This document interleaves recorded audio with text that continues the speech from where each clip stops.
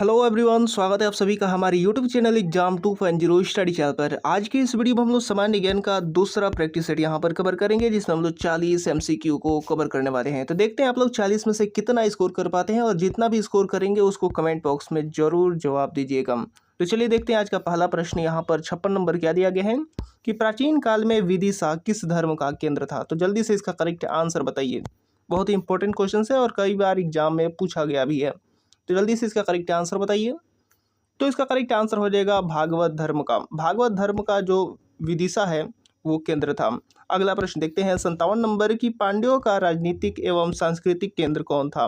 तो बताइए इसका करेक्ट आंसर क्या होगा। पांड्यों का राजनीतिक एवं सांस्कृतिक केंद्र था। तो इसका करेक्ट आंसर दिए गए ऑप्शनों में से हो जाएगा मदुरई। मदुरई था। ऑप्शन नंबर बी यहाँ पर करेक्ट हो जाएगा। अगला प्रश्न देखते हैं 58 नंबर। अब 58 नंबर यहाँ पर दिया गया है कि मध्यकाल में निम्न में किसे सोने का शहर कहा गया है। तो बताइए इसका करेक्ट आंसर क्या होगा। मध्यकाल में निम्न में किसे सोने का शहर कहा गया। तो ऑप्शन दे रखा है और इसमें से करेक्ट आंसर आप लोगों को बताने हैं। तो इसका करेक्ट आंसर हो जाएगा ऑप्शन नंबर सी, यानी मुल्तान को कहा गया है। अगला प्रश्न देखते हैं 59 नंबर कि किसे रंगीला बादशाह कहा जाता था। तो बताइए इसका करेक्ट आंसर क्या होगा। 59 नंबर का क्या आंसर होगा, जल्दी से बताइए। किसे रंगीला बादशाह कहा जाता था। तो ऑप्शन यहाँ पर दे रखा है और इसमें से करेक्ट आंसर हो जाएगा मोहम्मद शाह को रंगीला बादशाह कहा जाता था। अगला प्रश्न देखते हैं 60 नंबर। प्रश्न यहाँ पर 60 नंबर दिया गया है कि निष्क्रिय प्रतिरोध का सिद्धांत शीर्षक से किसने कांग्रेस की आलोचना की है। तो इसका करेक्ट आंसर बताइए। तो इसका करेक्ट आंसर मैं आपको बता दे रहा हूँ। इसका करेक्ट आंसर हो जाएगा अरविंदो घोष ने निष्क्रिय प्रतिरोध का सिद्धांत शीर्षक से कांग्रेस की आलोचना की। अगला प्रश्न आगे देखते हैं 61 नंबर। 61 नंबर यहाँ पर दे रखा है कि गवर्नमेंट ऑफ इंडिया एक्ट 1935 के प्रावधानों के अनुसार हुए चुनाव में कितने राज्यों में कांग्रेस मंत्रिमंडलों का गठन हुआ। तो बताइए इसका करेक्ट आंसर। कितने राज्यों में कांग्रेस मंत्रिमंडलों का गठन हुआ है। तो इसका करेक्ट आंसर हो जाएगा कुल 7। ऑप्शन नंबर बी यहाँ पर करेक्ट हो जाएगा, 7 राज्यों में। अगला प्रश्न देखते हैं 62 नंबर की विनोबा भावे किससे संबंधित है। तो बता दीजिए इसका करेक्ट आंसर क्या होगा। किससे संबंधित है विनोबा भावे। तो इसका करेक्ट आंसर हो जाएगा दिए गए ऑप्शनों में से ऑप्शन नंबर ए, यानी पवनार आश्रम से। ऑप्शन नंबर ए यहाँ पर करेक्ट हो जाएगा। अगला प्रश्न आगे देखते हैं 63 नंबर की मुंगेर जिले का बढ़ैया टाल आंदोलन निम्नलिखित में से किसके नेतृत्व में चलाया गया था। तो बताइए इसका करेक्ट आंसर क्या होगा। मुंगेर जिले का बढ़ैया टाल आंदोलन निम्नलिखित में से किसके नेतृत्व में चलाया गया था। तो इसका करेक्ट आंसर मैं आपको बता दे रहा हूँ। इसका करेक्ट आंसर हो जाएगा कार्यानंद शर्मा। ऑप्शन नंबर यहाँ पर ए करेक्ट हो जाएगा। अगला प्रश्न देखते हैं 64 नंबर की दीने इलाही किसके द्वारा प्रचारित किया गया था। तो बताइए इसका करेक्ट आंसर। दीने इलाही किसके द्वारा प्रचारित किया गया था। तो इसका करेक्ट आंसर हो जाएगा अकबर द्वारा प्रचारित किया गया था। अगला प्रश्न आगे देखते हैं। अगला प्रश्न आगे दिया गया है 65 नंबर की समान नागरिक संहिता कॉमन सिविल कोड किस राज्य में लागू है। तो इसका करेक्ट आंसर क्या होगा। तो इसका करेक्ट आंसर हो जाएगा ऑप्शन में से ऑप्शन नंबर सी, यानी गोवा में। तो ऑप्शन नंबर सी यहाँ पर करेक्ट हो जाएगा। इसके बाद हम लोग अगला प्रश्न देखते हैं। अगला प्रश्न आगे दिया गया है 66 नंबर की यदि राष्ट्रपति का पद खाली है तो उसे कितनी अवधि के अंदर भरना आवश्यक होता है। तो बताइए इसका करेक्ट आंसर। ऑप्शन देख लेते हैं पहले।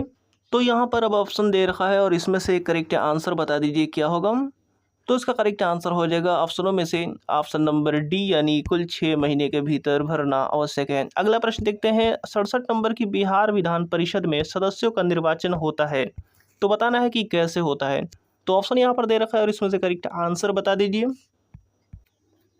तो इसका करेक्ट आंसर मैं आपको बता दे रहा हूँ। इसका करेक्ट आंसर हो जाएगा अप्रत्यक्ष एवं अनुपातिक प्रतिनिधित्व पद्धति से। तो यहाँ पर correct answer option number C हो जाएगा।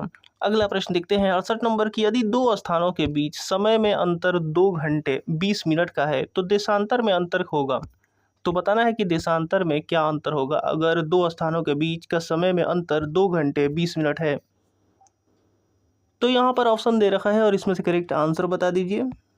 तो इसका करेक्ट आंसर हो जाएगा दिए गए ऑप्शनों में से ऑप्शन नंबर डी, यानी 35 डिग्री अंतर होगा देशांतर में। अगला प्रश्न देखते हैं 69 नंबर की विश्व का सबसे बड़ा महासागर कौन सा है। तो जल्दी से इसका करेक्ट आंसर बताइए। विश्व का सबसे बड़ा महासागर कौन सा है। तो इसका करेक्ट आंसर हो जाएगा प्रशांत महासागर, जो कि विश्व का सबसे बड़ा महासागर है। अगला प्रश्न आगे देखते हैं 70 नंबर की भारत की पश्चिम से पूर्व की दूरी लगभग कितने किलोमीटर है।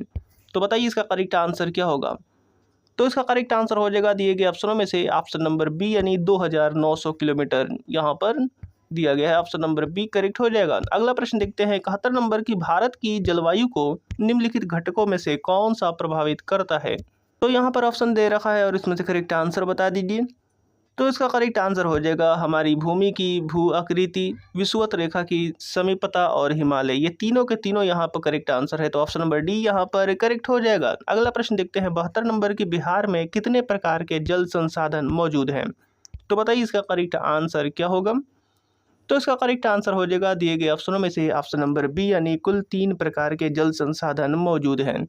इसका बाद अगला प्रश्न यहाँ पर 73 नंबर दिया गया कि भारत के किस क्षेत्र में चूड़ी उद्योग स्थापित है। तो जल्दी से इसका करेक्ट आंसर बताइए, दिए गए ऑप्शनों में से कौन सा करेक्ट होगा। तो इसका करेक्ट आंसर मैं आपको बता दे रहा हूँ, ये काफ़ी इंपॉर्टेंट क्वेश्चन है तो इसको स्टार मार्क भी लगा लीजिएगा। चूड़ी उद्योग जो है वो फिरोजाबाद में है, तो यहाँ पर ऑप्शन नंबर बी करेक्ट हो जाएगा।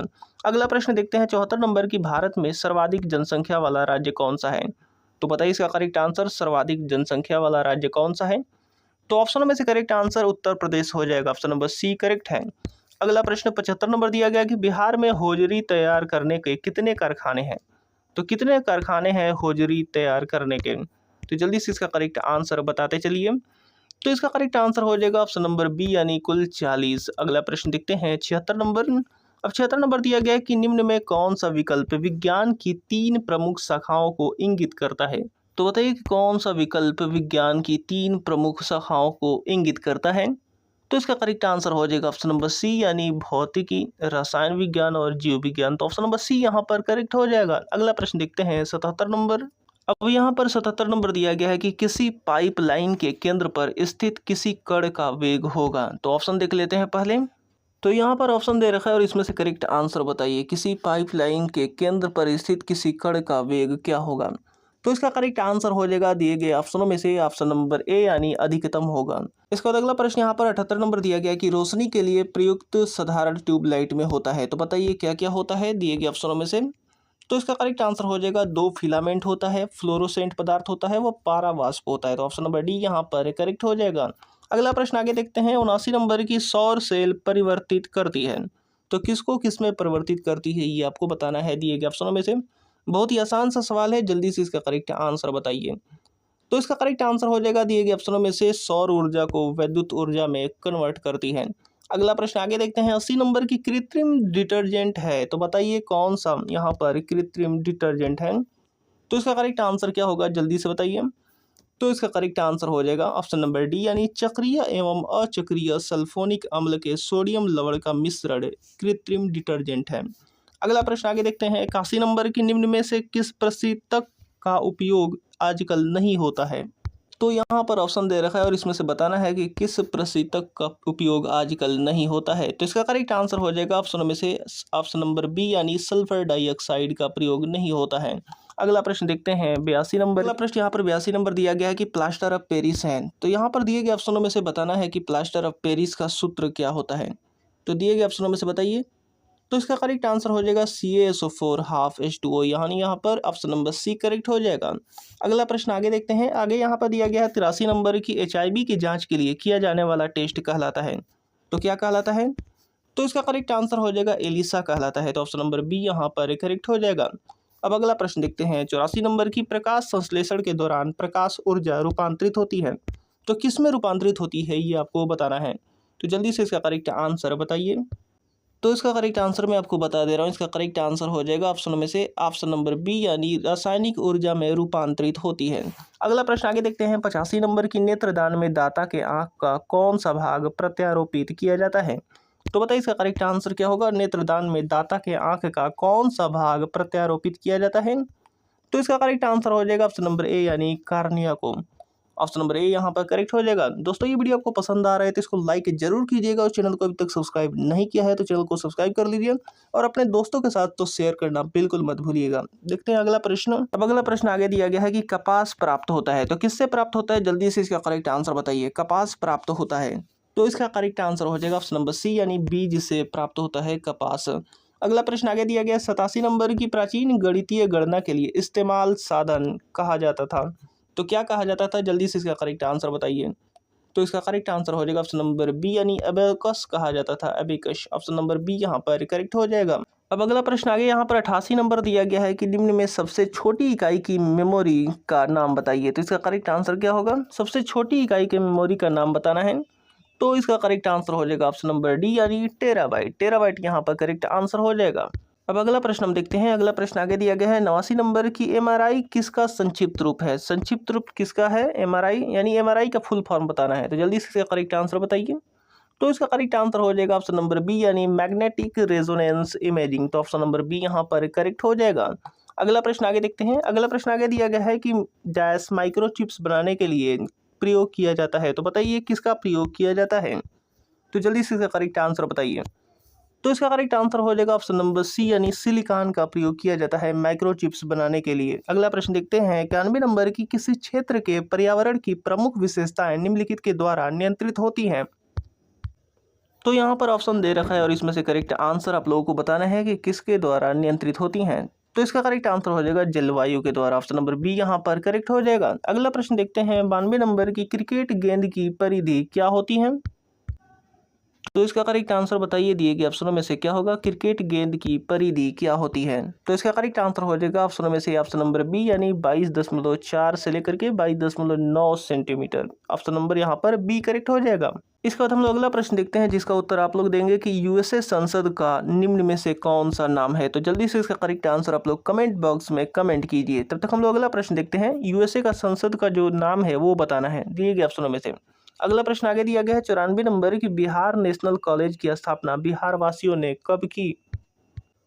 तो जल्दी से इसका करेक्ट आंसर बताते चलिए कि बिहार नेशनल कॉलेज की स्थापना बिहार वासियों ने कब की है। तो इसका करेक्ट आंसर हो जाएगा ऑप्शन नंबर सी यानी 1889 में। तो ऑप्शन नंबर सी यहाँ पर करेक्ट हो जाएगा।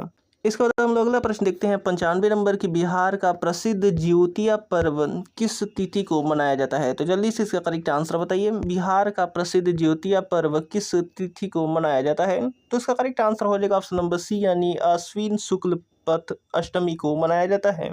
तो यहाँ पर ऑप्शन नंबर सी करेक्ट हो जाएगा। आश्विन शुक्ल पक्ष अष्टमी को मनाया जाता है। तो उम्मीद करता हूँ कि वीडियो आपको पसंद आया होगा और इसी तरीके के और नए प्रैक्टिस सेट लगाने के लिए हमारे साथ जुड़े रहिएगा। तो मिलते हैं अगले वीडियो में, तब तक के लिए धन्यवाद।